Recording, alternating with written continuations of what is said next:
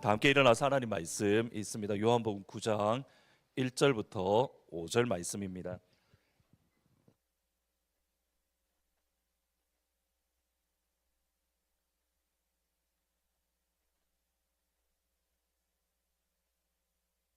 요한복음 9장 1절부터 5절 5절 말씀입니다. 요한복음 9장 1절부터 5절입니다. 같이 읽겠습니다.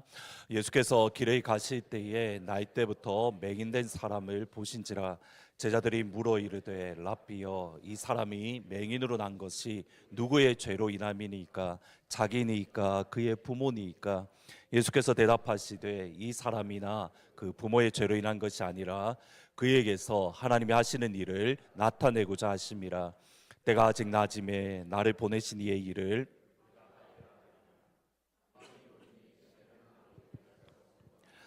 내가 세상에 있는 동안에는 세상의 빛이로다. 아멘. 한원 목사님이 쓰신 사라질 때까지 기도하라라는 책에 청와대 경호 차장을 보내셨고 또 청와대에 전산실장을 지내셨던 주대준 장로님이 목사님에게 하셨던 그런 이야기가 나와 있습니다. 1990년대 초에 청와대 경호실에 처음으로 전산 시스템, 컴퓨터나 여러 가지 시스템을 도입을 하셨다라고 합니다. 근데 어느 날 예루살렘 바이러스가 유포될 수 있으니까 컴퓨터를 사용할 때에 조심해야 됩니다라고 청와대 직원들에게 공지를 모두 보내었습니다. 그리고 장로님이 다음 날 이제 출근을 하는데 출근을 해서 직원들이 이렇게 가만히 보니까 모두 다 긴장된 얼굴로 어쩔 줄 몰라 하면서 손에 비닐 장갑을 끼고 컴퓨터 앞에 앉아 있었다라고 합니다. 그러니까 예루살렘 바이러스가 이렇게 컴퓨터 바이러스가 아니라 이렇게 인터넷을 통해서 우리 몸에 감염되는 감기 그런 것으로 이해를 하고 여러분 손에 비닐 장갑을 끼고 겁난 마음으로 두려운 마음으로 앞에 서 있었다. 의외로 우리를 가만히 되돌아보면 우리 안에는 잘못된 믿음 또는 잘못된 생각에 매여 있는 경우들이 종종 있습니다. 방금처럼 그냥 웃으면서 그냥 넘어갈 수 있는 그러한 일들도 있고 때로는 심각한 결과를 낳을 때도 있습니다. 예를 들어서 1946년에 남아프리카 공화국에서 있었던 일입니다. 그 무렵에 남아프리카에서는 이렇게 점을 보는 일들이 유행했다라고 합니다. 사람이 어떠한 결정을 내리기 전에 중요한 결정을 내리기 전에 점쟁이의 말을 듣고 점쟁이가 어떻게 점을 치는가 그것을 듣는 것이 유행이었는데 하루는 한 점쟁이가 마을에 찾아와서 올해에 이곳에는 대기근이 있을 겁니다. 이렇게 말을 하고 마을을 떠난 겁니다. 근데 이 점쟁이의 말이 남아프리카 공화국 전체에 빠르게 퍼져 나아가면서 동시에 사람들이 그 말을 진짜로 믿었습니다. 너무 불안해진 사람들이 남아프리카 공화국을 기근이 오기 전에 우리가 기근이 피해서 다른 곳으로 가야 된다라고 다른 곳으로 피했는데 그의 여름이 끝나기 전에 2만 명이 넘는 농부들이 남아프리카 공화국을 떠나서 다른 나라로 또는 다른 도시로 이주했다라고 합니다. 그리고 실제로 그의 가을이 되었을 때에 점쟁이의 말처럼 남아프리카 공화국에 심한 엄청난 흉년과 기근이 있었는데 이후에 그 흉년과 기근의 원인을 분석하기 시작을 했습니다. 왜냐하면 그 해에는 남아프리카 공화국 아프리카니까 비가 안 왔다 이게 아니라 비도 너무 적절하게 많이 왔고 그리고 어떤 자연재해나 그런 것들이 전혀 없이 농사짓기에 너무 좋은 날씨와 환경이었기 때문입니다. 근데 왜 대기근이 들었을까 이렇게 찾아보니까 사람들이 점쟁이의 말을 듣고 그 해에는 농사를 짓지 않았기 때문입니다. 그러니까 점쟁이의 말을 듣고 농사를 짓지 않고 그들이 떠나니 그들의 밭이 폐허가 되어졌고 오히려 그 해에 심한 기근이 들었다. 잘못된 말 또는 잘못된 믿음으로 겪지 않아도 되는 대기근을 그들은 겪었던 겁니다. 오늘 본문 말씀을 보시면 잘못된 믿음 또는 잘못된 선입견으로 평생의 어려움을 겪던 또는 무시를 당하던 한 사람을 우리 주님이 먼저 보시고 그를 만나 주셨습니다.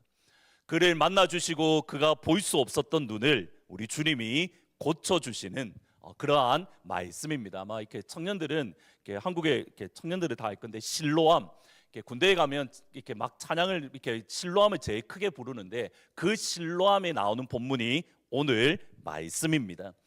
오늘 본문의 말씀을 통해서 저희들이 생각해야 될 첫 번째 하나님의 마음은 나라는 존재는 하나님의 일을 드러내려고 하나님께서 선택하신 그릇입니다.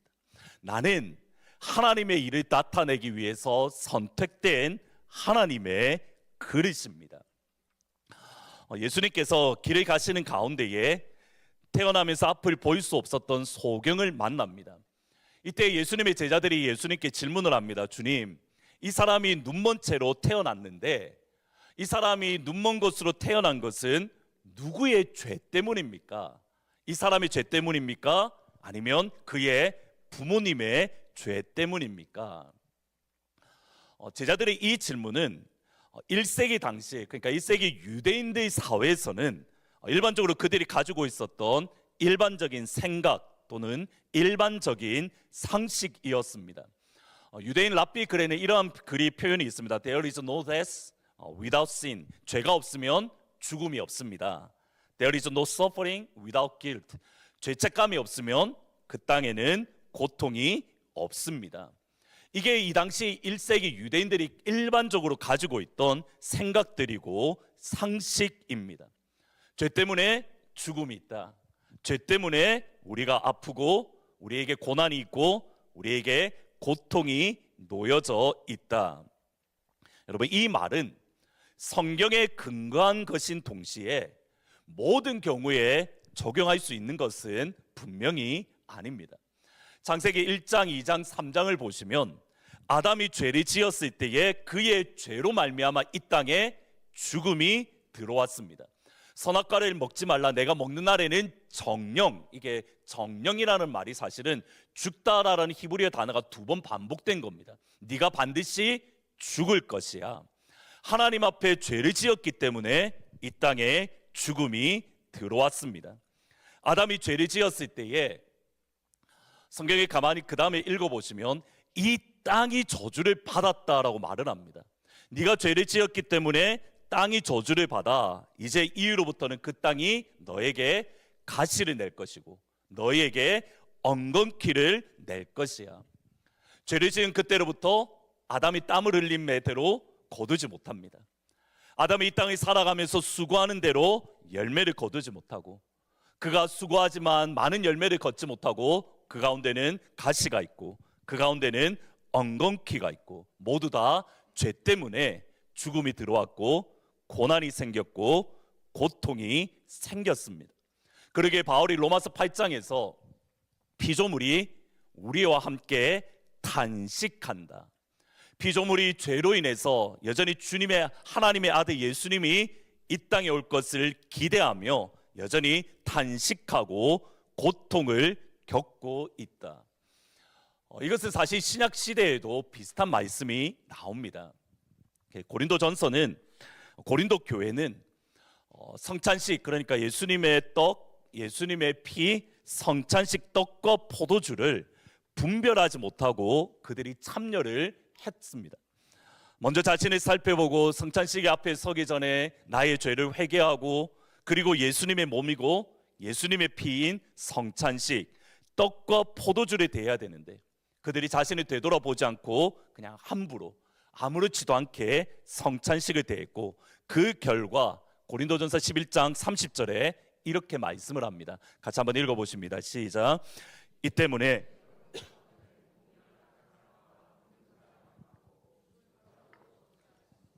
바울이 하는 말입니다. 여러분들이 성찬식을 여러분 자신을 되돌아보지 않고 여러분들의 죄를 점검하지 않고 성찬식에 참여하기 때문에 여러분 안에 가운데에는 몸이 약한 사람이 많습니다. 여러분 안에는 병든 사람이 많이 있습니다.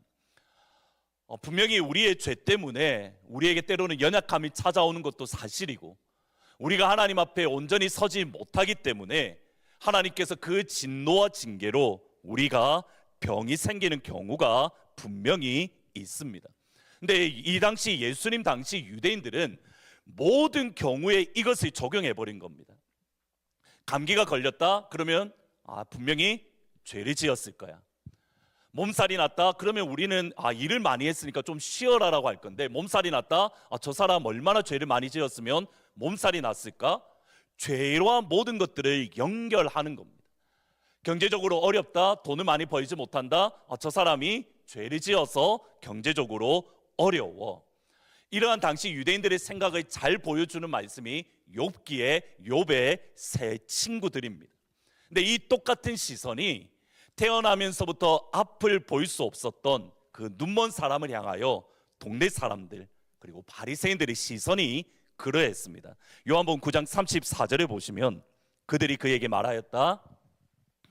내가 완전히 죄 가운데에 태어났는데도 우리를 가르치려 하느냐. 그리고 그들은 그를 바깥으로 내쫓았다. 태어나면서부터 앞을 보지 못합니다. 그러니까 유대인들의 생각에서는 두 가지 가능성이 있는 겁니다. 하나는 엄마 뱃속에서부터 이 사람이 죄를 지었다. 엄마 뱃속에서 죄를 지었기 때문에 태어나면서 앞을 볼 수 없었다. 또는 엄마 뱃속에서 죄를 짓지 않았으면 아빠나 엄마 가운데에 죄를 지었기 때문에 부모님의 죄로 인해서 이 사람은 앞을 볼 수 없게 태어났다. 여러분, 평상시에는 그냥 모든 것이 괜찮은 평상시에는 사람들이 이 앞을 보지 못하는 사람을 긍휼의 마음으로 대했을 수도 있고 또 불쌍한 마음으로 대했을 수도 있습니다. 실제로 이 사람은 나중에 말씀해 보시면 그가 구걸하는 거지가 아니냐, 사람들에게 구걸해서 먹을 것을 하루하루 살아가는 존재로서 사람들이 그에게 도네이션을 함으로써 그는 살아갔습니다. 근데 분명히 그를 불쌍히 여기고 그에게 많은 도네이션을 했을지 몰라도 그들의 마음 깊은 곳에는 어떤 생각이 있었냐면 태어나면서부터 앞을 보지 못하는 사람을 깔보고 태어나면서부터 앞을 보지 못하는 사람을 무시하고 그를 조롱하는 생각이 그 가운데 있었습니다. 방금 읽었던 9장 34절 말씀이 그겁니다. 네가 죄 가운데 태어났는데 어떻게 네가 나한테 하나님의 말씀을 가르친다고? 네가 죄 안에서 태어났는데 네가 하나님의 마음을 나에게 가르쳐 준다고? 네가 말하는 거는 잘못된 거야. 너는 그럴 자격이 없어. 그에게 그가 아무리 옳은 말을 하더라도 귀를 기울이지 않고 그가 아무리 선한 결정을 하더라도 누구도 그를 존중하지 않았습니다.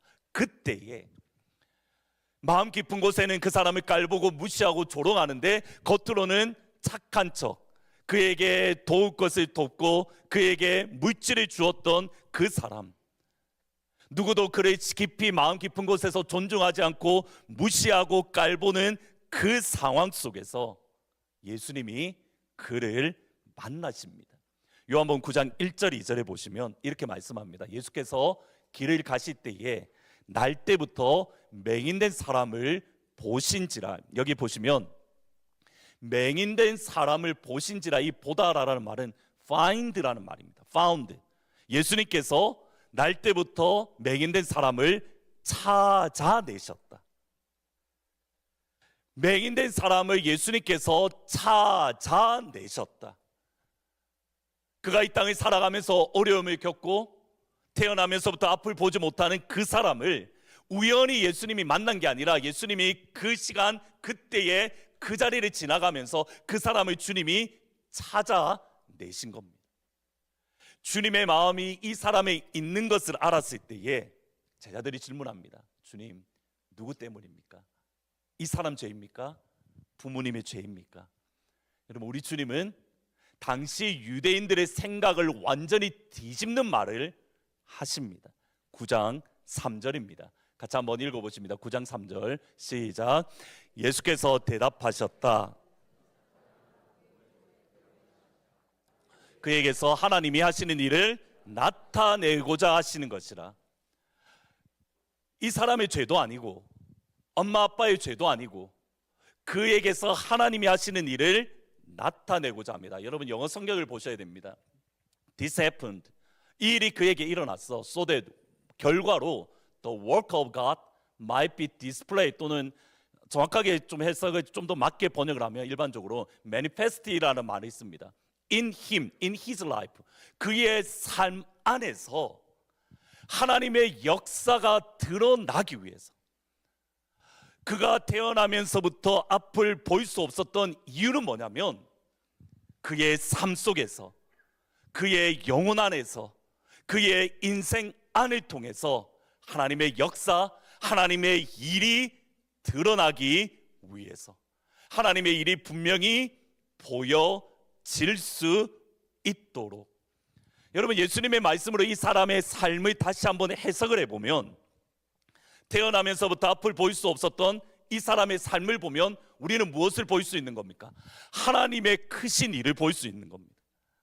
이 사람이 태어나면서부터 지금까지 살았고, 그리고 이후에 예수님이 하실 모든 것들을 바라보면 살아계신 하나님께서 우리의 삶과 우리의 인생 가운데에 어떤 일을 어떻게 이루어 가시고 하나님께서 어떤 역사를 이끌어 가시는가, 하나님의 일을 볼 수 있고, 그 하나님의 일을 보므로 하나님께 영광을 돌릴 수 있는 겁니다.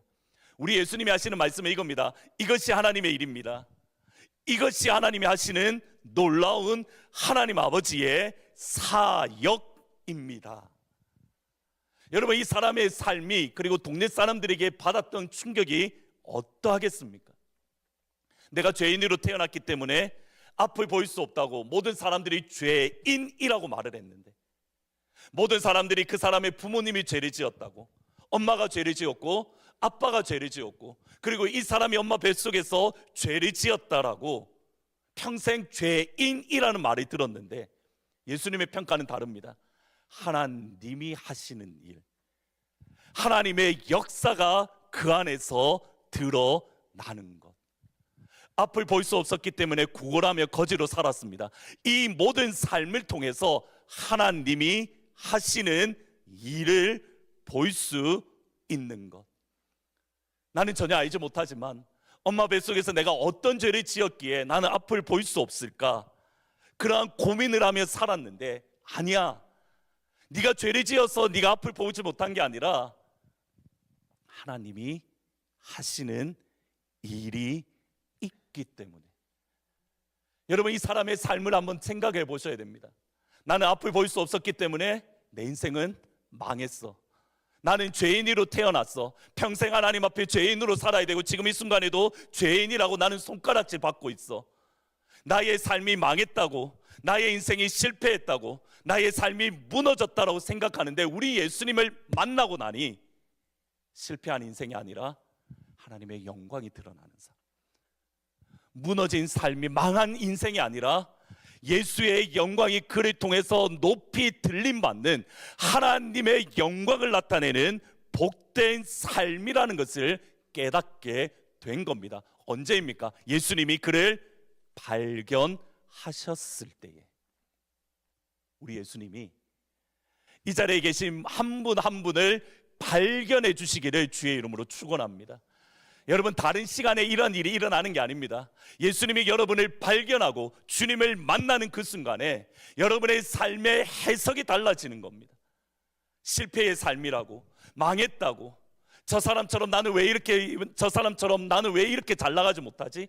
왜 나의 삶은 이렇게 어렵지? 공고하지? 저희 교회 성도님들이랑 이렇게 특별히 일부 예배분들, 지금 이 자리에 계신 분들도 신방을 가서 이렇게 대화를 나누다 보면 어떻게 그 삶을, 그 시간들을 보내었을까라고 생각되어지는 분들이 종종 있습니다. 여러분 보기에는 다들 그냥 평안한 얼굴로 옷 잘 입고 깔끔하게 교회에 나와서 항상 밝게 웃고 있으니까 설마 그런 일이 있을까? 여러분, 우리가 그렇게 생각을 하지만 그분들하고 이야기를 하다 보면, 목사님, 내가 어렸을 때 이러했습니다. 목사님, 내가 이런 삶을 살았습니다. 여러분, 제가 어지간하면 이렇게 힘들다라고 말씀을 들으면 제가 이렇게 공감은 하지만 사실 제 마음 깊은 곳에서 동의는 되지 않습니다. 왜냐하면 제가 이렇게 들을 때에 주로 저는 어떤 생각을 가지냐면, 그게 뭐가 힘들지? 저 주로 그 생각이 많이 가집니다. 왜냐하면 제가 보기에 별로 힘든 일이 아니거든요. 근데 정말 어렵게 지냈던 분들이 어떻게 우리 시대에 저런 시간들을 보냈을까? 여러분, 그런 분들이 종종 있습니다. 근데 그 삶을 되돌아보면 하나님이 여러분을 망하게 내버려 둔 게 아니라, 하나님이 여러분을 모른 척한 게 아니라, 그 모든 과정들을 통해서 하나님은 무엇을 하시는 겁니까? 하나님의 일을 나타내고 계신 겁니다.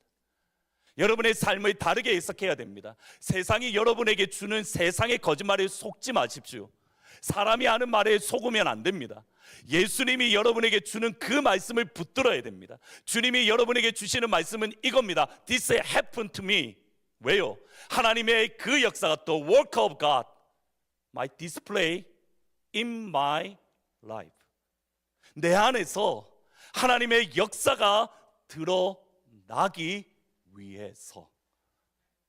이게 복음이고 이게 예수님입니다.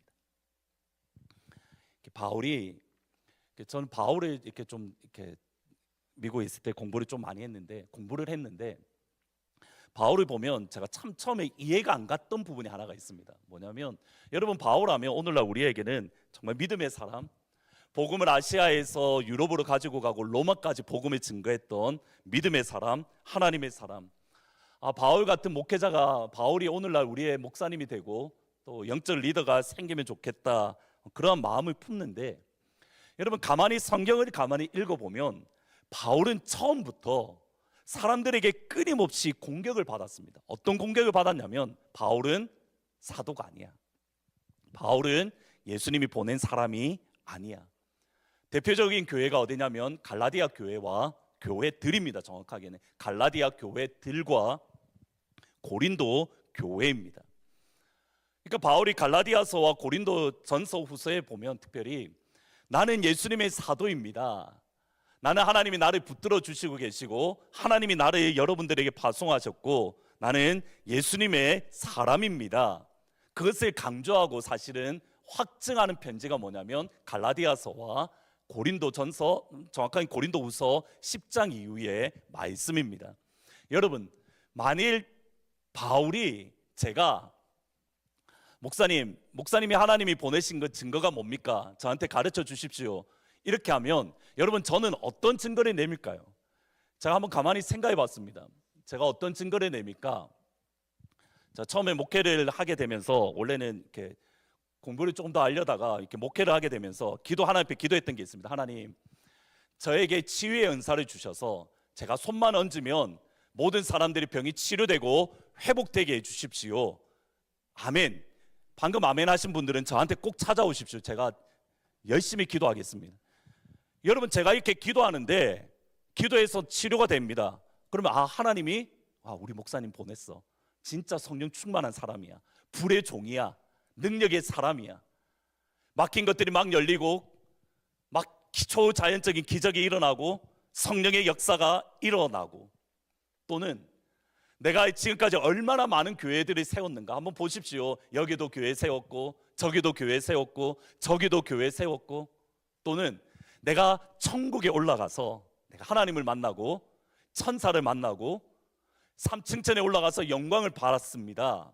바울이 그 말을 합니다. 고린도서 12장에. 근데 그 첫 단어가 이겁니다. 내가 부득불, 이 말을 합니다. 바울이 하려고 그 말을 한 게 아닙니다. 내가 천국에 올라갔는데 내가 이 이야기를 하는 것은 여러분들 때문에 어쩔 수 없이 하는 겁니다. 바울은 자기의 사도됨, 예수님이 나를 보냈다는 말에 기적을 이야기하지 않습니다. 초자연적인 역사를 말하지 않습니다. 내가 얼마나 많은 교회를 세웠는가도 말하지 않습니다. 바울의 사도됨을 증명하는 것은 이것이라고 말을 합니다. 나는 고난 받았습니다. 나는 연약합니다. 매를 맞은 것이 사도의 증거라고 합니다. 강도 만난 게 사도의 증거라고 합니다. 여러분, 만약에 이렇게 제가 한번 진짜 그런 적이 있는데, 노예에서 어떤 일이 있어서 차를 타고 가다가 이렇게 내리막길인데 모르고 80마일을 밟은 겁니다. 근데 경찰이 딱 발견하고 뒤에서 졸졸 따라오는 겁니다. 여러분, 제가 만약에 하나님의 사람이라고 하면 80마일로 달릴 때에 경찰이 저를 발견하고 모르는 척 해야 됩니까? 아니면 저를 발견하고 저한테 티켓을 줘야 됩니까? 할렐루야. 여러분, 지금 바울이 하는 말이 딱 그겁니다. 물론 이거는 이렇게 딱 맞는 건 아니지만, 내가 복음 증거하는 가운데에 저게 강도가 있었는데 강도가 사라져야죠. 근데 강도를 내가 만났대요. 내가 복음 증거하러 배 타고 가는데 있던 폭풍도 사라져야 되잖아요. 근데 그 폭풍 때문에 내가 죽을 뻔했대요.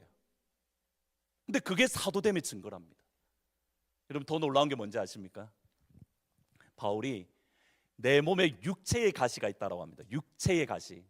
학자들에 따라 다르지만 아마 이렇게 눈의 문제든지 또는 이렇게 돌에 맞았던 그것들 또는 간질 뭐 여러 가지로 해석을 하는데, 근데 그 다음 표현이 사실 더 중요합니다. 내 몸에 육체의 가시가 있습니다. 그 육체의 가시를 바울이 뭐라고 설명하냐면 The messenger of Satan, 사탄의 사자라고 말을 합니다. 이게 정확하게 앙겔로스라는 천사라는 말입니다. 사탄의 천사가 내 몸에 있습니다. 여러분, 제가 만약에 예수님의 사람이고 예수님의 성령의 사람이면 제 몸에 있던 사탄의 사자가 있던 사탄의 사자도 어떻게 해야 됩니까? 떠나가야죠. 있던 사탄의 사자도 숨겨야 되는데 바울은 뭐라고 이야기하냐면 내 몸에 있는 육체의 가시 사탄의 사자가 내가 하나님의 사도된 증거입니다. 무엇 때문입니까? 약할 때 강함 되시는 하나님의 신비를 깨달았기 때문입니다. 고린도서 12장 9절 10절 말씀 같이 한번 읽어보십니다. 시작. 그러나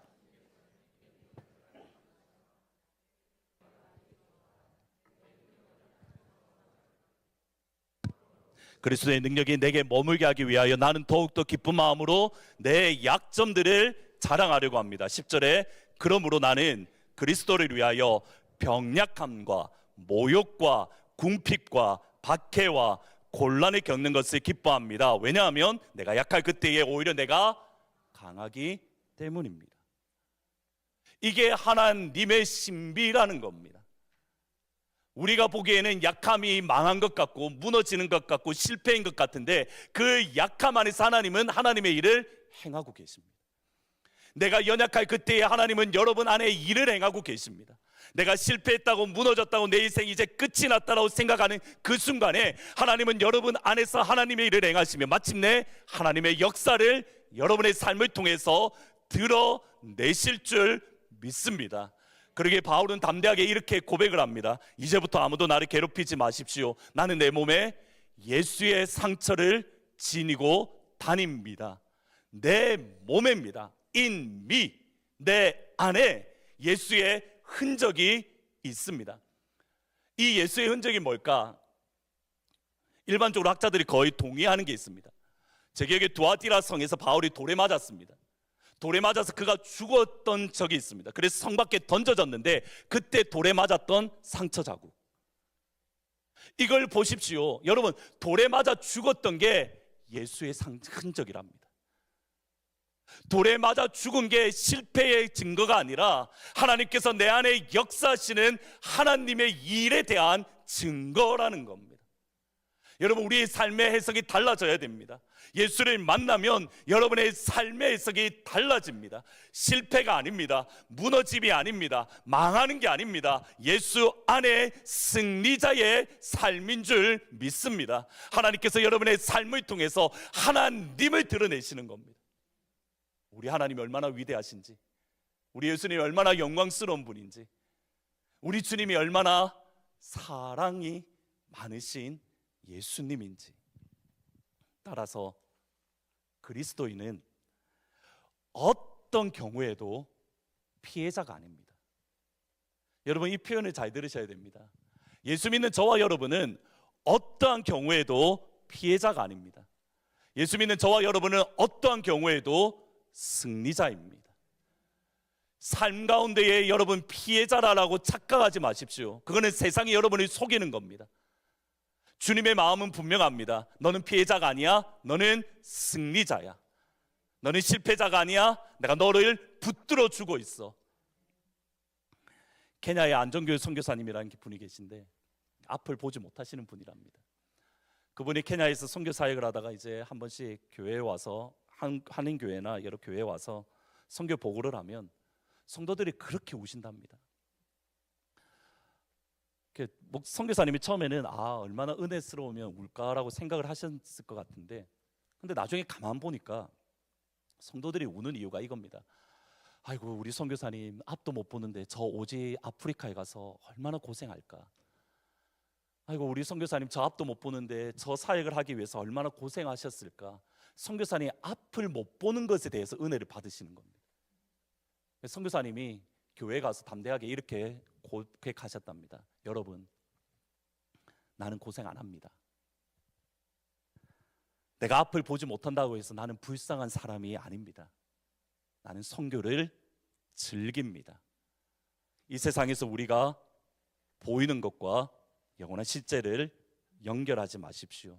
우리가 놓지 말아야 될 것은 하나밖에 없습니다. 그것은 예수님입니다. 여러분, 이 땅을 살아가면서 여전히 지금 삶의 어려움 가운데에, 깊은 터널 가운데에 계신 분들이 계실 겁니다. 여러분, 그때 오해하지 말고 여러분 속아 넘어가지 마십시오. 나는 피해자야. 내가 한국에 있었으면 내가 이 일을 안 당할 건데, 내가 좀 더 좋은 부모님 밑에서 태어났으면 내가 승승장구할 건데. 사실 저는 그런 마음을 가졌거든요. 저희 부모님이 예수를 안 믿다 보니까 이렇게 목회를 혼자 하다 보니, 처음 이렇게 하다 보니까 진짜 힘든 게 많습니다. 근데 목사님 위로 부모님이 목회자인 가정에 있는 목회자들을 보면, 또는 부모님이 예수 잘 믿는 그런 목사님들을 보면 너무 쉽게 하는 겁니다. 저는 어떤 생각이 가졌냐면, 하나님, 기왕 태어나게 할 것 좀 예수 잘 믿는 가정이 태어나게 하시지, 너무 힘듭니다. 저는 제가 피해자인 줄 알고 있었습니다. 그렇게 생각을 하고 살았습니다. 근데 주님이 보시기에는 아닙니다. 여러분은 결코 삶의 피해자가 아닙니다. 여러분이 여러분의 상황의 피해자가 아닙니다. 여러분이 여러분의 환경의 피해자가 아닙니다. 여러분에게 그 상황과 그 환경과 그 형편을 주신 것은 하나님의 역사를 드러내기 위한 하나님의 사랑의 표현인 줄 믿습니다. 여러분, 결단하셔야 됩니다. 지금부터 어떤 결단을 해야 되는가? 삶의 피해자로 살 것인지, 삶의 승리자로 살아갈 것인지. 여러분, 이 문을 열고 나갈 때에 나는 하나님이 일을 일으키시는 하나님의 사람입니다. 성령님께서 내 삶 속에 새 일을 행하고 계십니다. 하나님께서 우리 가정에 새 일을 행하고 계십니다. 하나님께서 우리 교회에 하나님의 일을 행하고 계십니다. 이 땅을 살아가면서 남은 삶 동안 피해자가 아니라 예수의 승리자로 살아가기를 주의 이름으로 축원하고 축복합니다. 그러게 지난 주일날 오셨던 조은하 교수님이 이렇게 가사를 쓰셨습니다. 나의 은총을 입은 자여, 내가 너를 아노라. 너의 이름을 내가 아노라. 나의 사랑을 아는 이여, 내가 너와 함께 가노라. 내가 친히 너와 함께 가노라. 내가 너로 편케하며 나의 모든 선함으로 너의 앞을 지나며 나의 이름으로 너를 지키리니 나의 은총을 입으니여 나의 사랑을 아느니여 내가 너를 축복하노라. 여러분은 하나님의 은총을 입은 자입니다. 여러분은 하나님의 사랑을 아는 이입니다. 하나님이 여러분을 이름으로 알고 계십니다. 여러분은 하나님의 사람으로, 하나님께서 우리 안에 행하시는 일은 두 번째로 우리의 생각을 뛰어넘습니다. 하나님의 일은 우리의 생각을 뛰어넘습니다. 9장 6절 말씀, 7절 말씀 같이 한번 읽어보십니다. 9장 6절 7절 시작. 예수께서 이 말씀을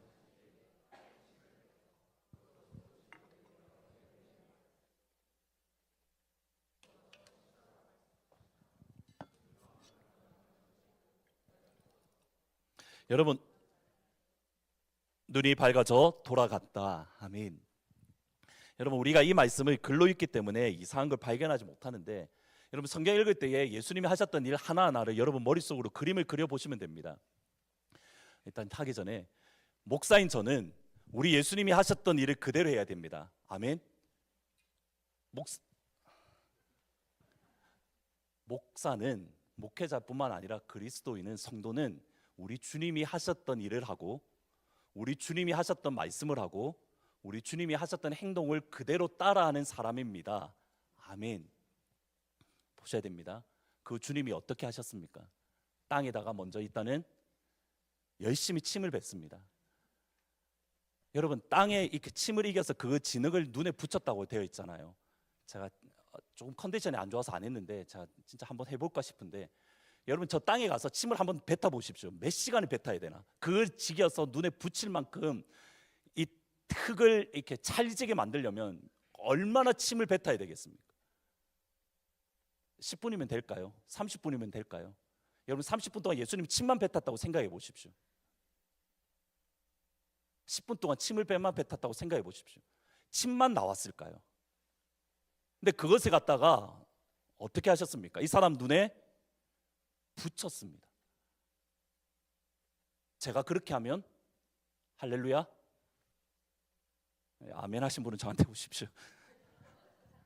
여러분, 예수님이 실제로 얼굴에 눈에다가 침을 뱉은 적도 있습니다. 사람들이 이것을 해석하기 위해 학자들이 왜 예수님 침을 뱉었을까? 뭐 이렇게 침의 효과가 있어서 치유의 효과가 있는 것으로 믿어서 그랬다라고 학자들이 이야기를 하는데, 예를 들면 이겁니다. 어렸을 때 제가 이렇게 높은 데서 뛰어내렸는데, 높은 것도 아닌데 뛰어내렸는데 이렇게 거꾸로 떨어졌습니다. 그래서 여기 지금 아직까지 빵꾸가 났는데, 이렇게 땅에 떨어진 것까지는 기억나는데 그 다음에 기억이 없고, 그 다음에 저희 할머니가 저를 치료하시던 게 기억이 납니다. 중간에 기억을 잃어버린 겁니다. 요즘 같으면 이해를 갈 건데, 저희 할머니가 어떻게 치유하셨냐면 된장을 머리에 발라버린 겁니다. 저 어렸을 때 이렇게 된장을 발랐는데, 근데 여러분 된장 바르면 큰일 난답니다. 인터넷 찾아보니까 2차 간염 걸려서 된장 절대 바르면 안 됩니다. 이렇게 해석을 하는 사람들이 있습니다. 근데 성경을 가만히 보면 근거는 없습니다. 여러분, 침 뱉는다는 것은 어떤 의미입니까? 그 사람을 모욕한다는 뜻입니다. 예수님이 십자가에 달려 돌아가셨을 때 사람들이 침을 뱉습니다. 예수님 치료하려고요? 아닙니다. 그사 예수님을 모욕하고 조롱하기 위해서입니다. 여러분, 이 관점에서 예수님이 하셨던 모습을 한번 보셔야 됩니다. 침을 뱉어서 진흙을 이겨서 그 사람 눈에 붙여서 실로암 못으로 가라고 합니다. 어떤 의미인가요? 어떻게 받아들일까요? 예수님이 나를 조롱하네? 예수님이 나에게 침을 뱉네? 하나님의 일이 우리에게 그렇게 느껴질 때가 있습니다. 하나님이 나를 조롱하는 것처럼, 하나님이 나를 모욕하는 것처럼, 하나님이 나를 무시하는 것처럼, 그때의 우리의 반응이 중요합니다. 얼마 전에 소천하신 존 메가더 목사님이 계십니다.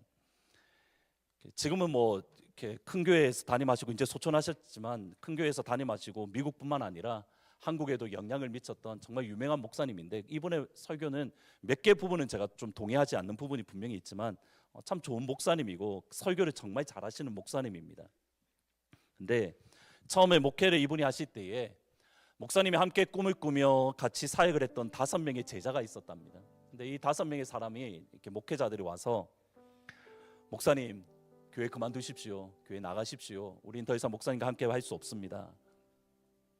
그 말을 듣고 나서 목사님이 너무 큰 충격을 받아서, 이제 나는 이 교회가 아니라 난 다른 교회 가서 섬겨야지라고 이제 다른 교회를 가고 싶었는데, 목사님의 고백이 이겁니다. 갈 데가 없더랍니다. 그래서 목회를 계속 어쩔 수 없이 꾹꾹 참고 하는데, 이제 그때가 8년째 있는데 2년이 지난 10년째에 이번에는 250명의 성도들이 교회를 다 떠났답니다. 떠나기 전에 목사님한테 왜 떠났냐라고 이야기하는 게 뭐냐면, 목사님 설교가 너무 길고 목사님 설교가 너무 지루해서 우리는 도저히 같이 못 있겠습니다. 그리고 250명이 떠났답니다. 그러니까 2년 만에 그런 일이 있으니 목사님 이번에 또 떠나려고 하는데 또 갈 데가 없더랍니다. 그래서 머물렀습니다. 그리고 나서 꾸준히 사역을 하시는 가운데 이제는 뭐 정말 크게 목회를 하시고 미국 교회에 영적 영향력을 미친 목사님이 되셨는데, 이후에 목사님이 되돌아보면서 하시는 말씀이 이겁니다. 잘 들어보셔야 됩니다. 갈 곳 없는 은혜가 나를 붙들었습니다. 갈 곳 없는 은혜가 나를 붙들었습니다. 그 당시에는 이해할 수 없었는데, 하나님이 나를 버리고 하나님이 나와 함께 하지 않는다라고 생각을 했는데, 되돌아보니까 갈 곳 없는 은혜 때문에 내가 이 자리에 서 있고 내가 하나님의 영광을 나타내고 하나님의 일을 감당하고 계십니다. 요한복음 12장 9절 11절에 보면 제가 언젠가 참 많은 은혜를 받았던 성경 말씀입니다. 이렇게 말씀합니다. 유대인 사람들이 예수가 거기에 계시다는 것을 알고 크게 떼를 지어 몰려왔다. 이 다음 표현이 저는 마음에 많이 와닿았습니다. 그들은 예수를 보려는 것뿐만 아니라 그가 죽은 자들 가운데서 다시 살리신 나사로를 보려는 것이라. 10절에 보시면 그래서 대제사장들은 나사로도 죽이려고 모의했다. 11절에 그것은 나사로 때문에 유대 사람들이 떨어져 나가 예수를 믿었기 때문이다. 그 앞장에 보면 11장에 보면 나사로가 죽었던 사건이 있습니다. 죽었습니다. 저는 여러분의 삶이 나사로가 되기를 진심으로 축원합니다. 여러분을 바라보면서 하나님의 살아계심의 역사가 나타나는 인생이 되기를 주의 이름으로 축원합니다. 사람들이 여러분을 바라보면서 우리 하나님 살아계십니다. 사람들이 여러분의 가정을 바라보면서 우리 예수님 진짜 살아계십니다. 사람들이 우리 교회를 바라보면서 우리가 믿는 하나님 영광의 하나님이고 존귀한 하나님이고 우리를 붙들어주는 하나님입니다. 여러분 그러한 말을 듣는 삶이 되기를 주의 이름으로 축원합니다. 근데 거기까지 가기까지 굴 속에 들어갔습니다. 죽었습니다.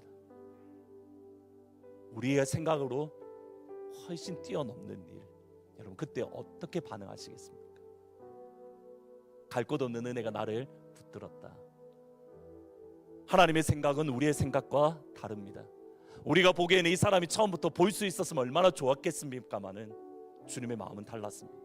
근데 그것이 이 사람을 통해서 하나님이 행하시는 하나님의 일이 드러나는 통로였습니다. 여러분 이제 이 문을 열고 나갈 때에 이 마음을 꼭 품으십시오. 여러분은 하나님의 은총을 입은 자입니다. 여러분은 하나님께서 여러분의 마음을 아시는 자입니다. 여러분은 하나님께서 사랑을 베풀어 주시는 하나님의 사람이며 여러분이 이 문에 나가는 순간 이번 한 주간에도 영광의 주님께서 여러분과 함께 동행하실 줄 믿습니다. 피해자가 아니라 승리자로 살아가기를 주의 이름으로 축원합니다.